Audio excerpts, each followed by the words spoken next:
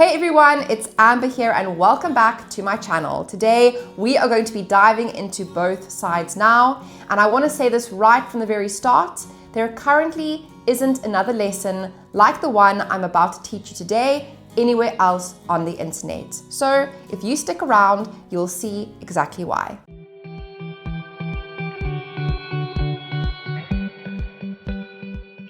Now, if you are familiar with the song, you might already know that the original version requires all 6 strings to be retuned into D major tuning. Now, what this means is that you are going to have to learn a whole new set of chord shapes that really only exist within this one song. Now, of course, there are already existing lessons on YouTube that teach the song in that way. And if this is the route that you're wanting to take, then that's fantastic for you. I've even gone ahead and linked 2 tutorials in the description that do a great job of explaining it in that approach. But in this lesson, we are going to be doing things a little bit differently. We are not going to be retuning our guitar. We are not going to be learning strange once-off guitar chord shapes, but we are still going to be learning a beautiful version of the song that is going to sound as close to the original as possible. And before the YouTube police come after me, I want you to know that I made this decision very intentionally.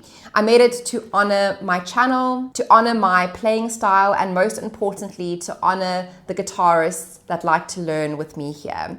So the first thing that you're going to need to do is make sure your guitar is in standard tuning, and we're going to be putting a capo onto the 4th fret of our guitars. We've got 6 beginner-friendly chord shapes to learn today. We don't need any bar chords. So the first chord is a D major. From here, we need a D major 7 chord. And for this, you can either bar those 3 strings that you were squeezing down for the D chord, or you can play sort of like an A major chord shape with fingers 1, 2, and 3. I like to bar. I think it's a much easier transition, especially coming from a D major. Next up, we have a G major, and I like to use a 4-finger G here. We also need an E minor chord. A major is next. And then we have an A sus4. And for this, I just place my ring finger into the 3rd fret on the B string, and then you can keep your 2nd and 1st finger exactly where they were when you played the A major chord. And this is our A sus4 chord.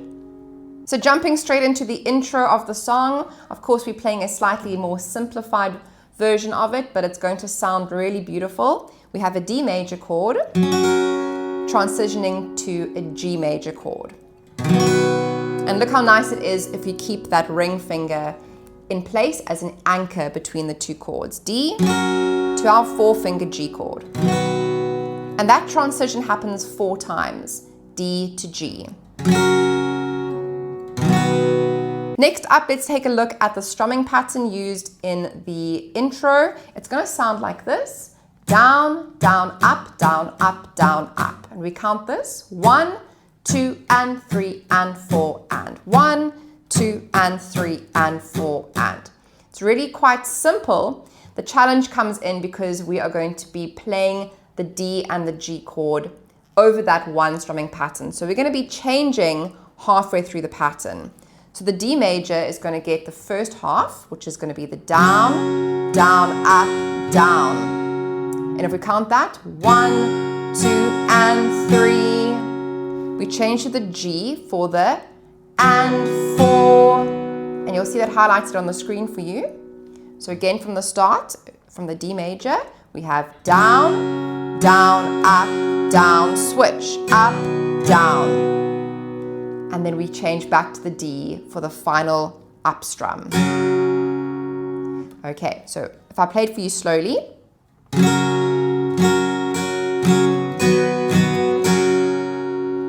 So it gives it a sort of syncopated sound, but the counts are very on the beat. There's no syncopated change that's taking place. So let's listen again. We're just changing on sort of like an upbeat. 1, 2, and 3, and 4, and 1, 2,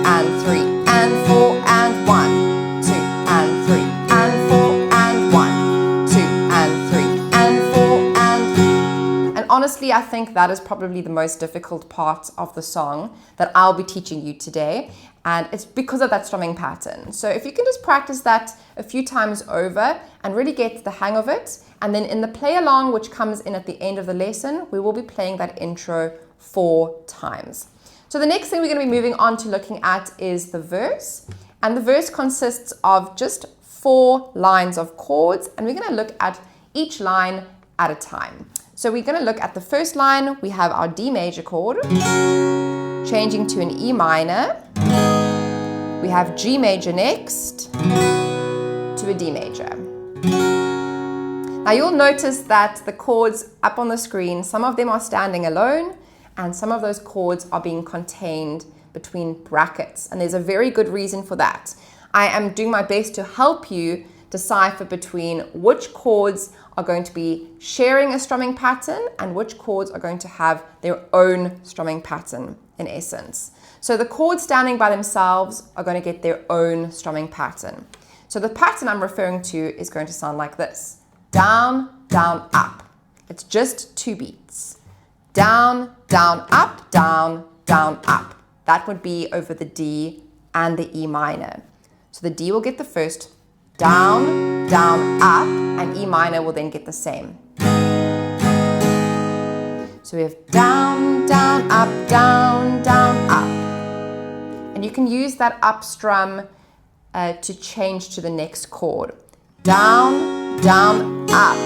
So there I lifted all my fingers off the strings to get to the E minor. Rolls and flows. And there we can already hear the verse coming to life. Now the next 2 chords that we have between brackets, the strumming pattern that we use here is our favorite pattern, down, down, up, down, up. And we're going to split the pattern in half. The G will get the first 2 down strums, and the D is going to get the up, down, up.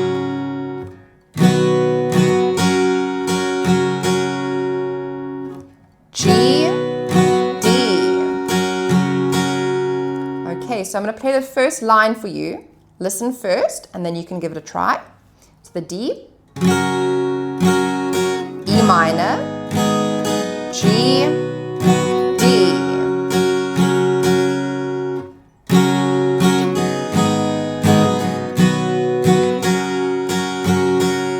And with some singing. Rose and flows of angel hair. Okay, and that is basically the crux of the strumming pattern. So you can use the structure that we've just spoken about throughout the rest of the lesson. So let's take it into the second line. We have D to D major 7. So because the D and D major 7 don't have any brackets, we can presume that they're going to get down, down, up each.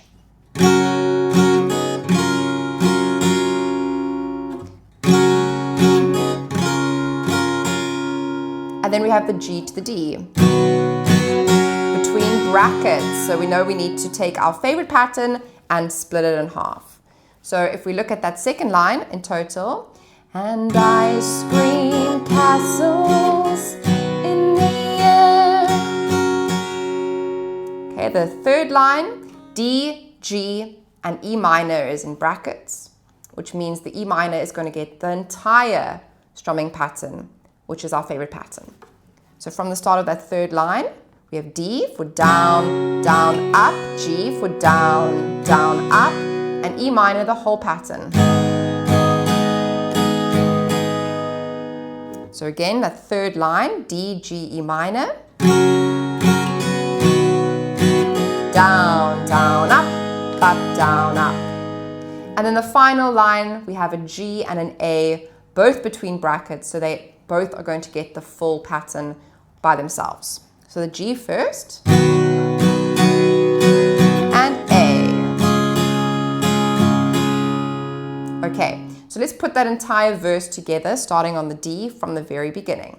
2, 3, 4. Down, down, up, down, down, up, down, down, up, down, up. D major 7, G, D, D, G, E minor,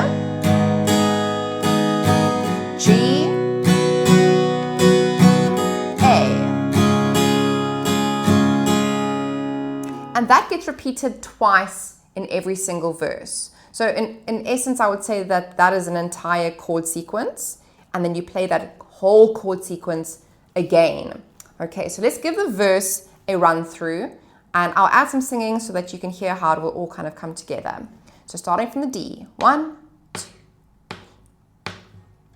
Rose and flows of angel hair and ice cream castles in the air and feather canyons everywhere. I've looked at clouds that way. Repeats. But now they only block the sun. They rain and snow on everyone. So many things I would have done, but clouds got in my way. So if you're enjoying this lesson and my simplified approach, then go ahead and give this video a like. And why don't you subscribe to my channel and join the Stellar Guitarist community? I upload lessons just like this for you every single week. And I really try to focus on creating lessons that will appeal to the beginner guitarist or late beginner guitarist who just wants to play the guitar and have fun. So if that sounds like you, then don't forget to like the video, subscribe to my channel, turn on that notifications bell, and you will never miss any of the lessons I release in the future. Right, let's get on to looking at the chorus. So jumping into the chorus, you'll notice the chords are all going to be in a different order, but the rhythm structure that we learned in the verse is going to remain the same. So the chords will be up on the screen, and there you see we have a D major to an E minor that are standing alone, and then we have a G to a D that are contained between the brackets. So we know that the chords that stand by themselves are going to get down, down, up, okay? And the chords that are in brackets, down, down, up, down, up. And because we have two chords between the brackets, we know that they're going to share the pattern. So the first line is going to sound like this. Down, down, up, E minor, G, D. Let's try that one more time. Starting on the D, E minor, G and D. The second line we have G and D between brackets, and then we have G and D between brackets again. So we're just going to repeat the same thing. So it's going to sound like this.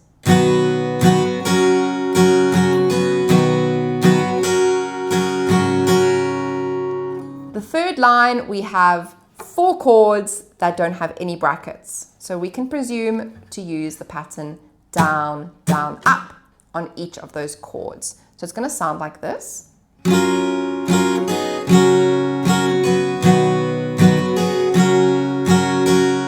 And again, remember to try and use that last up strum as a point of changing. So that's where you can play basically open strings on that up strum so that you can get to the next chord in time.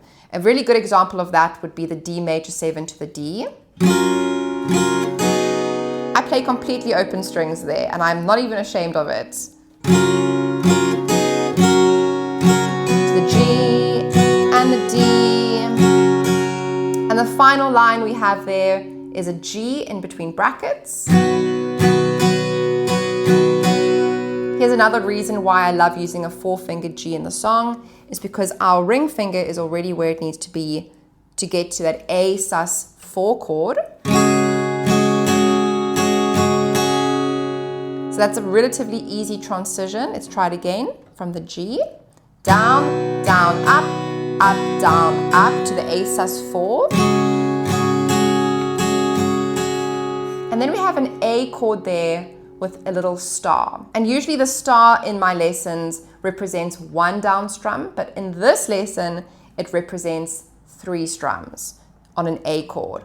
1, 2, 3. Okay, so the last line one more time from the G, down, down, up, down, up, A sus 4, A for those 3 down strums. Okay, so let's go and put the entire chorus together, starting on the D. 2, 3, 4. D, E minor, G, B, G, B, G again and D again, D major 7, D, G, D, G, A sus4, and A, 2, 3. All right, and we can add in some singing as well, just for that context. So let's take it from the D chord. I've looked at clouds from both sides now, from up and down, and still somehow it's cloud illusions. I recall, I really don't know clouds. 1, 2, at all. And then it's going to go into an instrumental section, which is the same as the intro that we've learned, which we play 4 times. And the song is then just a back and forth between a verse and a chorus, a verse and a chorus. So a quick mention here, if you are looking for guidance beyond YouTube, I've also created a few online guitar courses that you should go and check out. I'll leave the link in the description below that you can go and explore in your own time. But for now, we are going to get ready for a full playthrough of the song. So have your guitar ready, make sure your capo is on the 4th fret, and I'll see you there. Let's do a full playthrough from the start. A 1, 2, 3, 4.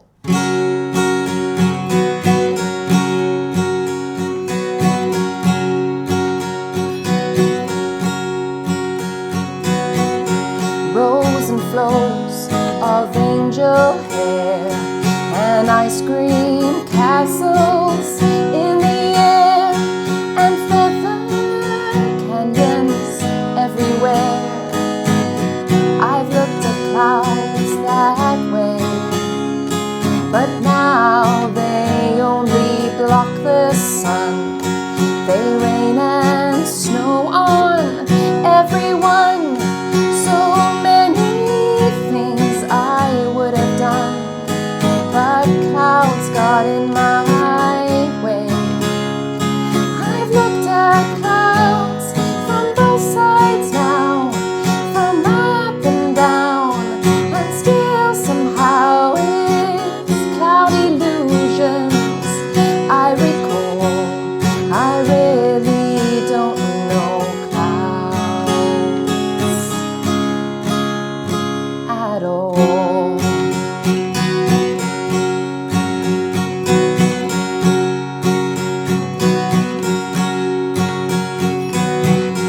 Moons and Junes and Ferris wheels, the dizzy dancing way you feel as every fairy tale comes real. I've looked at love that way, but now it's just another show. You leave him laughing when you go, and if you care, don't let them know.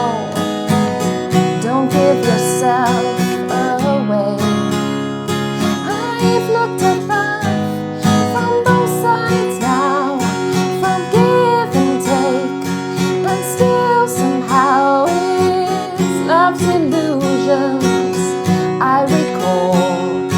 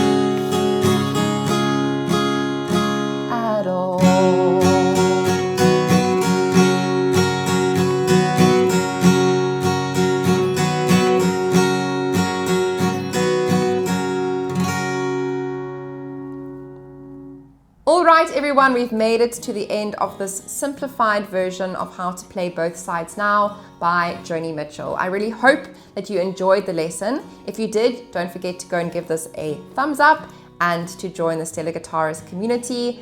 It really means a lot to me. Also, let me know in the comments if there are any other songs you'd like to learn in the future. I always love hearing from you. And until next time, I'll see you in another lesson. See you soon. Bye.